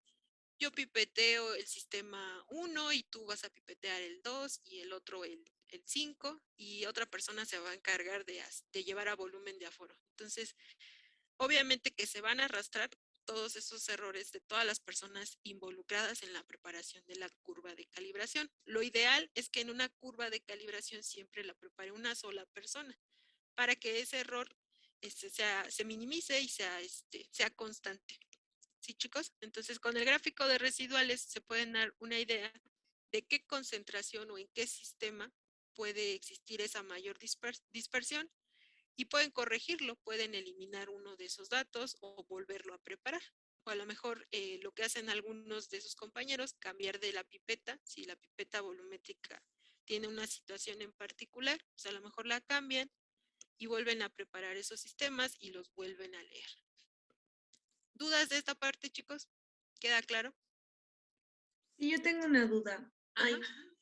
¿puede volver a compartirnos su pantalla? Listo. Gracias. Es que como que no me queda muy claro cómo es que el gráfico sale de esa manera, porque hay 3 datos que tienen un mismo valor en Y, pero en el gráfico parece como si, o sea, parece como si fueran solo 2 variables. Bueno, no sé cómo explicarlo. O ¿Cómo sea, lo explico? ¿te refieres No, a ese no, al de arriba. al de acá? Ajá, ese. O Ajá. sea, ahí tomamos en cuenta todos los datos, ¿no? Ujú. Pero, o sea, como hay 3 lecturas para una misma concentración, no entiendo cómo eso se está leyendo al final en el gráfico. O sea, porque yo así veo solo como 2 datos. Ay, no sé cómo explicarlo. Qué pena. Sí. No, o sea, te refieres a que tú visualmente no ves las 3 curvas. Ajá, O sea, solo es como ajá, si fuera una. Esto ajá. se da porque no hay mucha dispersión en los datos. En realidad estos Ah, ok. datos son datos inventados, no son datos que se hayan obtenido de manera experimental, porque de manera experimental les aseguro que se pueden observar mayor dispersión.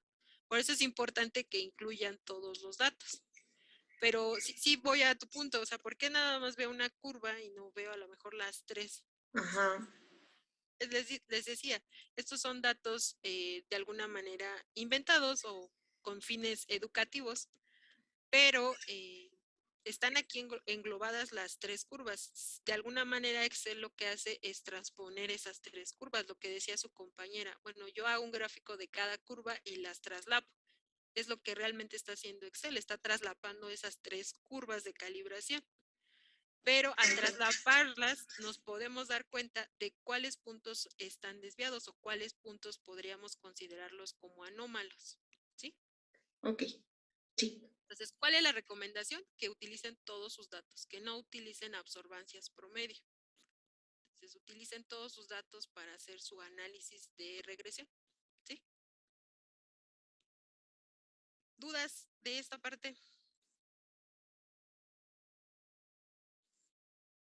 No, profesora. No. ¿No? Ok. No, profesora. Entonces, me voy aquí. Entonces, vean, nosotros ya preparamos una curva de calibración, ya vimos que es lineal, pero ¿qué pasa cuando tenemos un punto que se desvía de mi tendencia lineal? Bueno, existen pruebas estadísticas como la prueba de Q que nos permiten eliminar o conservar un dato. Entonces, si ustedes ven una curva de calibración, generalmente lo que hace el estudiante es ver un punto aberrante y qué es lo que hacen, lo quitan y ya, su problema resuelto.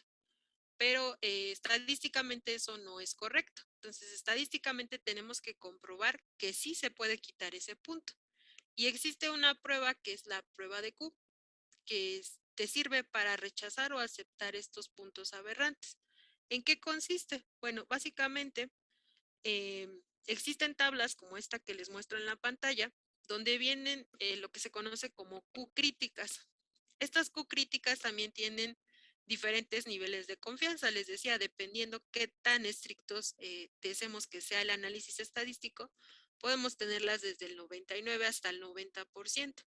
Lo ideal es que a lo mejor no utilicemos el del 95%. Y existen número de observaciones. Esto va a depender del número de sistemas que tenga mi curva de calibración.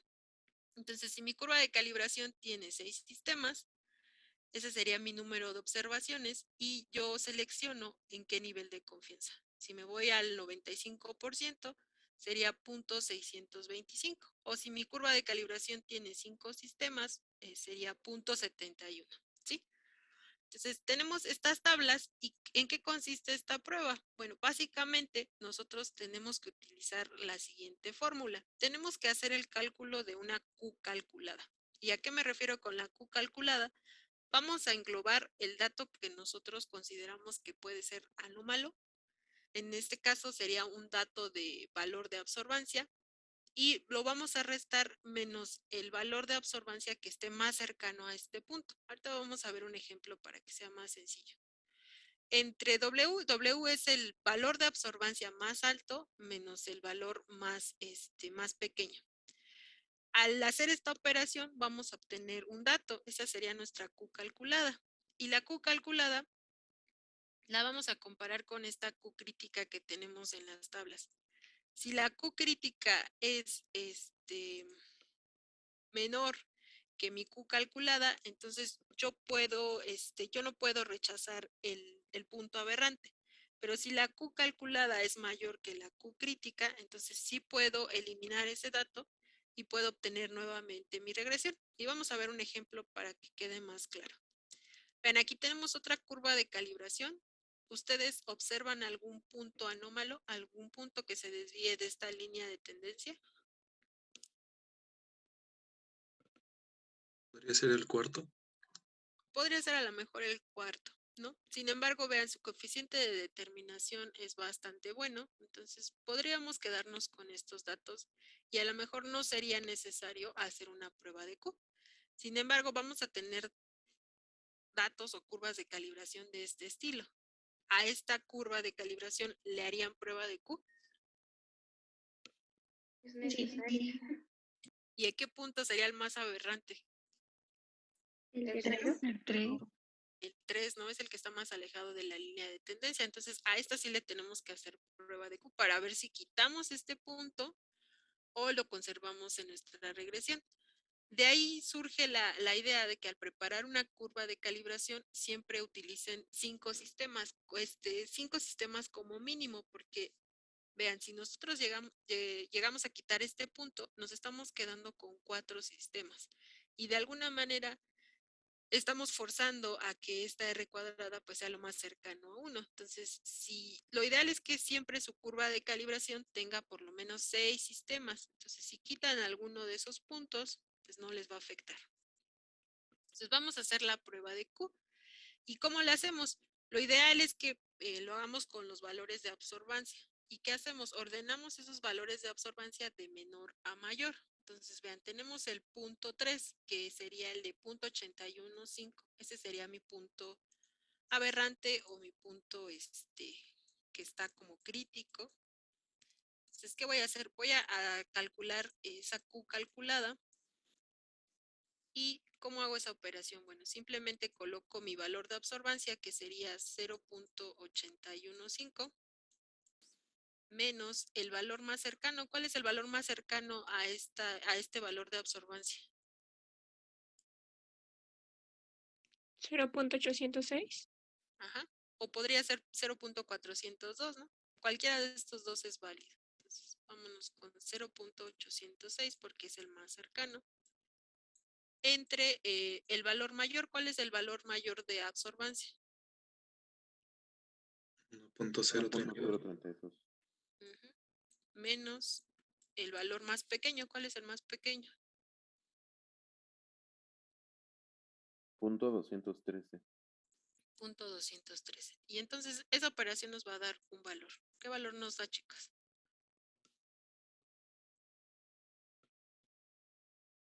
Me da 0.0109.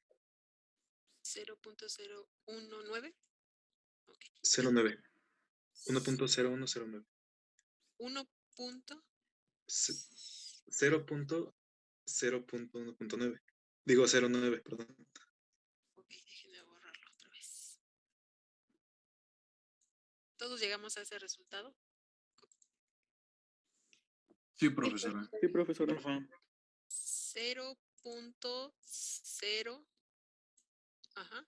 0. 0109. 019, así. O sea, 0.0019, ¿sí? No. No, es 0.01009. Pusieron en el chat. Ok. Exactamente. 0.01, ok. Déjenme borrarlo para colocar el dato. Es 0.0109. A ver si todos estamos en el mismo canal. ¿Sí? Entonces, ¿qué nos resta? Compararlo con nuestra Q de tablas. ¿Y esa Q de tablas cuánto era? ¿Se acuerdan? ¿Cuánto era al 95% con 5 sistemas? ¿Qué valor nos da? Punto 710. Punto 710. Ok, nuestra Q crítica es 0.710. Entonces ya solo para concluir si rechazamos o no rechazamos el dato, es comparar estos valores de Q y ver si Q crítica, en este caso si la Q calculada es mayor que la Q crítica, nosotros podemos rechazar el dato. ¿Y qué haríamos? Simplemente quitar ese valor de absorbancia, ese valor de concentración y volver a calcular mi regresión, pero ahora sin este punto.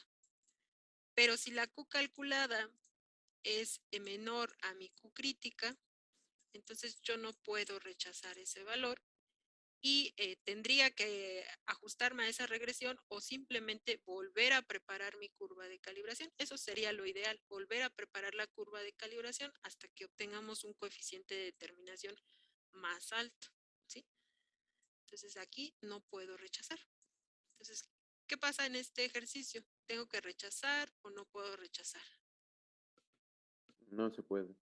No se puede. Entonces, lo ideal es que volvamos a preparar esta curva de calibración y sería lo más correcto porque vean, no solo se desvía el tercer punto, sino también este punto. Entonces, sería, Profesora, ajá, disculpe que la interrumpa. ¿Qué había dicho que si la Q calculada es mayor que la Q crítica era rechazar el dato y qué más? sí, sería rechazar, es decir, ustedes quitan de su regresión este dato y obtiene nuevamente la regresión, pero ya solo con estos 4 puntos. Ok, muchas gracias. Y si lo vuelven a hacer, de hecho, si lo hacen ahorita, se van a dar cuenta que la R cuadrada pues va a ser mayor, probablemente a 0.98, ya como mínimo. Pero lo ideal, de entrada, si ven bastantes puntos anómalos, si están en el laboratorio, pueden volver a preparar esos sistemas y hacer su análisis estadístico y ver si ya cumple con ese coeficiente de determinación. Y si no, volver a preparar toda la curva de calibración, porque probablemente en alguno de los pasos de preparación, ya sea en el pipeteo, en el aforo o en la lectura, porque en la lectura también pueden cometer a lo mejor un error, a lo mejor no limpiaron adecuadamente las celdas y las celdas estaban empañadas, justamente donde pasa el haz de luz. Entonces, todo eso puede influir en sus resultados. ¿Dudas, chicos, de esta prueba estadística? Está bastante sencilla, ¿no? Profesora, ¿por qué nos dijo que teníamos que ver al 95%? Les decía, esto ya es cuestión de qué tan estrictos quieran hacer su análisis estadístico. Generalmente todos los análisis son al 95% de confianza, pero hay pruebas o algunas industrias que quieren ser más estrictos y cerrar más esa posibilidad de aceptar o rechazar y utilizan intervalos de confianza del 99, por ejemplo. ¿Sí? Ok, gracias. Entonces, eso es para el caso de las pruebas anómalas. Y, bueno, aquí les puse otro ejemplo. Si quieren anotar los datos y los hacen con calma, lo hacen ya con más detalle. Vean, la R es de 0.90. Obviamente tendríamos que hacer una prueba de Q.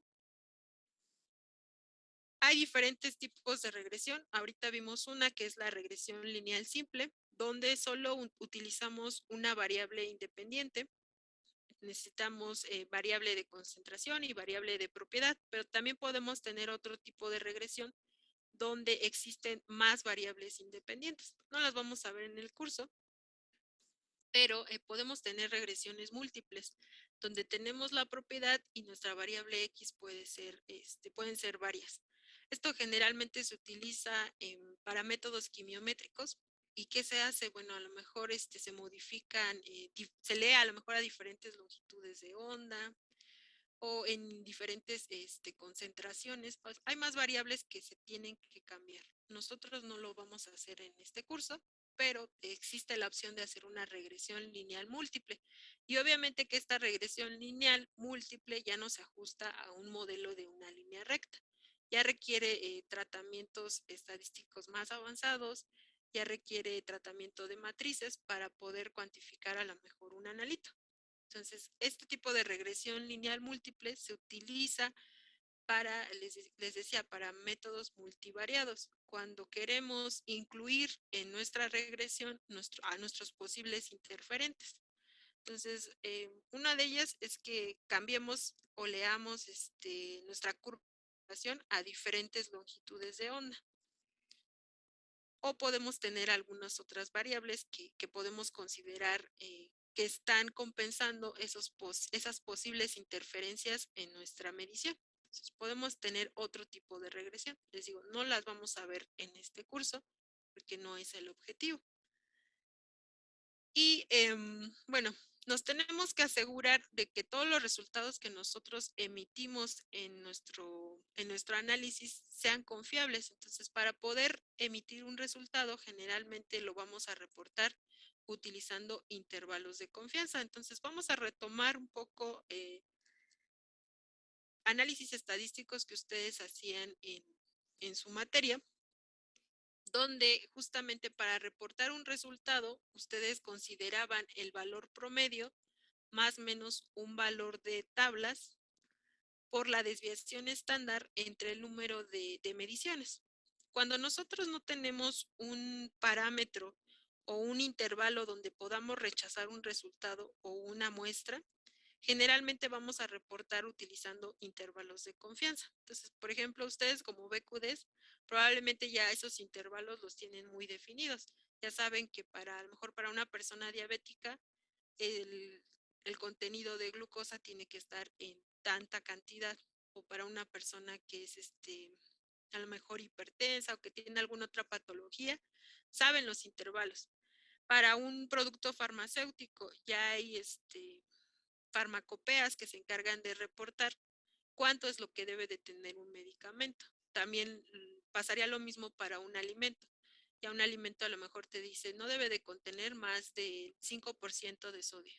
Pero ¿qué pasa cuando nosotros no tenemos un valor de referencia con el que podamos comparar o con el que podamos concluir? Bueno, lo ideal es que utilicemos esto que se conoce como intervalos de confianza. Y vamos a hacer un ejercicio. Vean, este ejemplo nos pide la determinación del contenido de hidratos de carbono en una glicoproteína. Entonces, ¿qué nos da? Bueno, nos da esa cantidad de hidratos de carbono por cada 100 gramos de proteína. Si ustedes observan, son 1, 2, 3, 4, son 5 datos, ¿sí? Y nos dice que reportemos justamente este resultado, es decir, los gramos de hidratos de carbono por cada 100 gramos de proteína y que lo realicemos con intervalos de confianza. Entonces, ¿qué tenemos que hacer? Lo primero que tendríamos que hacer es calcular la cantidad promedio de estas mediciones de estos hidratos de carbono, que en este caso es 12.5. Posteriormente, calcular la desviación estándar de estas 5 mediciones, en este caso es 0.4. Y calcular cuáles son los grados de libertad. ¿Cómo calculo los grados de libertad? Bueno, es el número de datos que yo tengo, que en este caso son 5, menos 1. Entonces, el número de grados de libertad son 4 grados de libertad. Y nos vamos a ir justamente a estas tablas que ustedes utilizaban en estadística. Ya pueden incluso calcular este valor de T de tablas en Excel. Pero si no quieren recurrir a eso, bueno, se van a un libro de estadísticas, se buscan estos valores de T al 95% con 4 grados de libertad. ¿Cuál es mi valor de tablas, chicas?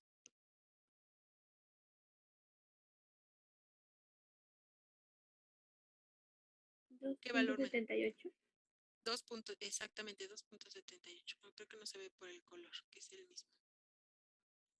Pero es 2.78.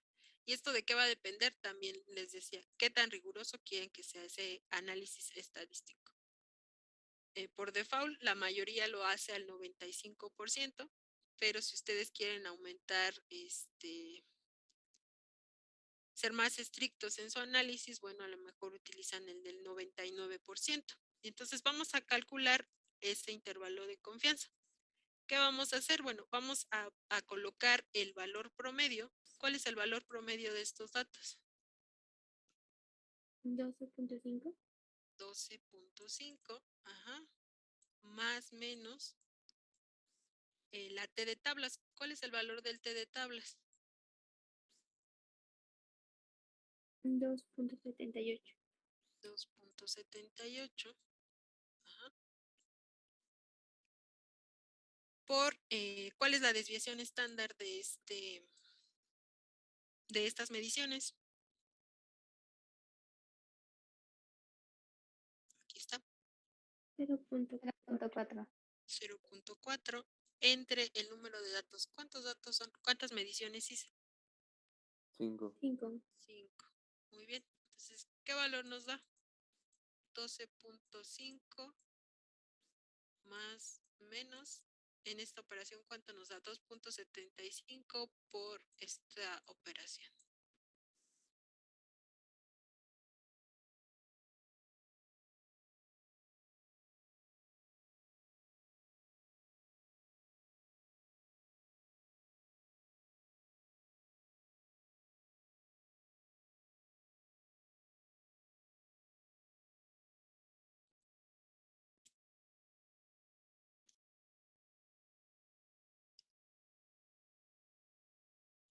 En la operación dan 0.49.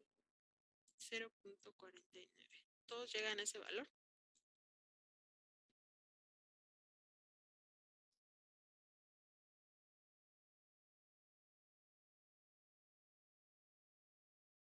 ¿Sí? Dijo mi compañera 12.99. 0.49. Sí, Ah, llegó el valor, profesora. ¿Sí? Sí, Ok. profesora. Entonces, ¿cómo vamos a reportar? Siempre vamos a tener un límite superior y un límite o un muchos lo llaman como intervalo superior, intervalo inferior o límite superior, límite inferior. Al final es lo mismo. Entonces, ¿cómo calculamos el límite superior? Bueno, sería 12.5, nuestro valor promedio, más 0.49. ¿Cuánto nos da? 12.99. 12.99. Ajá. Y el límite inferior sería 12.5 menos 0.49. ¿Cuánto nos da? 12.01. 12.01. Muy bien. Entonces, ¿qué podemos decir? Bueno, si nosotros analizamos nuestra muestra, este sería nuestro intervalo de aceptación, que nuestro valor de hidratos de carbono está entre 12.01 a 12.99. Nuestro valor de nuestra media está en 12.5. Entonces, díganme si está o no está dentro de este intervalo, de este límite superior e inferior. Sí está dentro del intervalo. Sí está dentro. Entonces, este tipo de análisis de intervalos de confianza lo hacemos generalmente, les digo, cuando no tenemos un parámetro con qué comparar, con qué concluir que efectivamente esta muestra cumple o no cumple con lo reportado.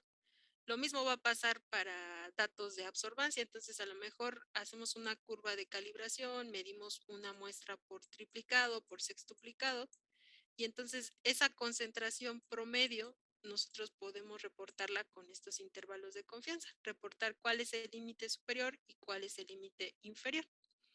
Y esto lo podemos hacer para todos los análisis que realicemos de concentración porcentual, cantidad de muestra, a lo mejor para valores de absorbancia o o alguna otra medición que realicemos. Entonces, voy a dejarles en el aula algunos otros ejercicios. Vean, este es otro ejemplo, es una determinación del contenido de sodio utilizando la potenciometría. Utilizamos un electrodo selectivo y se hacen las 3 mediciones, vean, se hacen 6 mediciones. Entonces nos pide que calculemos cuáles son los límites de confianza o intervalos de confianza si utilizamos un nivel del 95 y un nivel del 99. Y entonces, ¿qué tendríamos que hacer? Bueno, a estos datos primero sacarle su valor de media, su desviación estándar, calcular los intervalos, los grados de libertad, que en este caso serían 5, y obtener nuestra T de tablas. Vean, nos podemos ir a la tabla, al valor de T de tablas, al 95 y al 99 con 5 grados de libertad, o podemos calcularlo desde Excel. Vean, desde Excel esta sería la función, distribución de T a la inversa, y colocamos el grado de confiabilidad. Si está al 95% sería 0.05, si está al 99% sería 0.01, los grados de libertad, en este caso son 5, y automáticamente en Excel les da el valor de T de tablas, les daría un valor de 2.57 o 4.03 si está al 99%. Calculamos como lo hicimos hace un momento y vean, esta sería la manera correcta de reportar nuestro resultado que obtenemos más menos ese intervalo de confianza, que en este caso, en el ejemplo anterior, era 0.49. No sé si queda claro o existe alguna duda.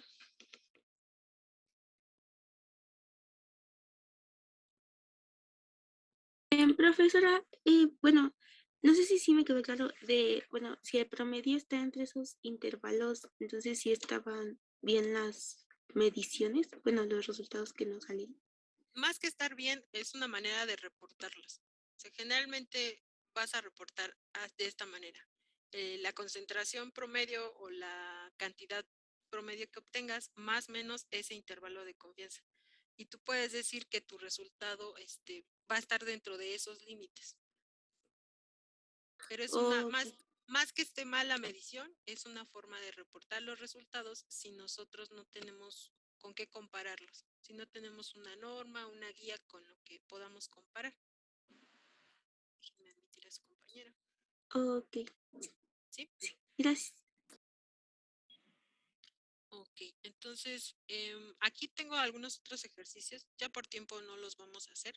Ustedes pueden realizarlos con más detalle, pero finalmente es obtener ese intervalo de confianza para estas mediciones, ¿sí? Aquí tenemos viene el ejemplo. Y aquí viene, vean, por ejemplo, en un día un analista hizo una determinación en un instrumento, lo hizo por sextuplicado. ¿Cómo evaluarían que esa medición es precisa? ¿Qué harían con estos datos? ¿O qué parámetro estadístico les ayudaría a confirmar que es precisa? El coeficiente de variación. El coeficiente de variación, exactamente. Entonces tendríamos que obtener el promedio, la desviación estándar y calcular ese coeficiente de variación. Y a lo mejor enfocarnos del tipo de método, si es un método químico, microbiológico o para muestras biológicas o endógenas. Aquí tenemos otra opción. Tenemos 2 métodos de análisis y también hacen 6 mediciones y quieren saber qué método es más preciso. ¿Qué harían?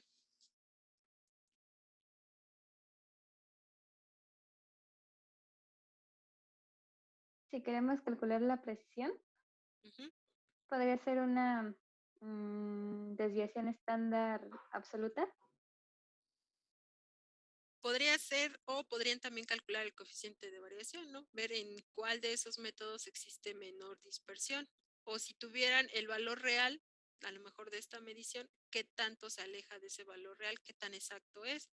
Y a lo mejor calcular el sesgo, que si recuerdan, el sesgo se calculaba haciendo la diferencia del valor promedio menos el valor real. Entonces, si tuviéramos ese valor real, a lo mejor podríamos elegir qué método es más preciso y qué método es más exacto. ¿Dudas, chicos? ¿Comentarios? Y creía que nos iba a dar tiempo de absorción atómica, pero no. ¿Algún comentario, alguna duda? Creo que no, profesora. ¿No? Ok. Entonces, ¿qué vamos a hacer la siguiente sesión? La siguiente sesión comenzaríamos con absorción atómica. Si nos da tiempo, empezamos con absorción y comenzamos también con espectrofotometría. Eso va a depender mucho de cómo avancemos en la clase. Entonces, ¿qué tengo pendiente con ustedes? Subir este video. Voy a tratar de unir todos los videos porque como me estuvo sacando, se hicieron varias versiones. Entonces, voy a tratar de unir los videos y quedé de compartirles en la plataforma también